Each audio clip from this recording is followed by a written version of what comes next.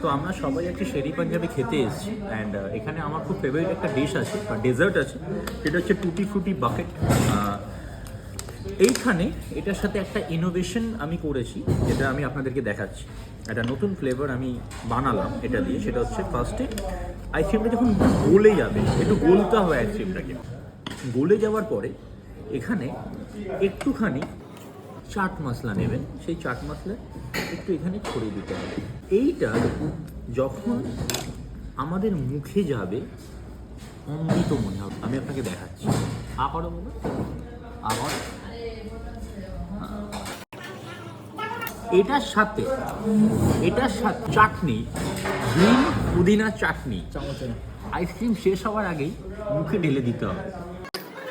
এবার কেমন লাগলো না লাগলো সেটা যিনি আমাদের পেয়েছে তিনি বলবেন। আইসক্রিম অবধি ঠিক ছিল।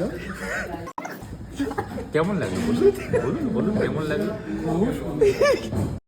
এরকম নতুন ডিশ, এরকম কিছু ইনোভেশন আপনারা যদি জানতে চান তাহলে অবশ্যই আমার চ্যানেলটিকে ফলো করুন। Thank you.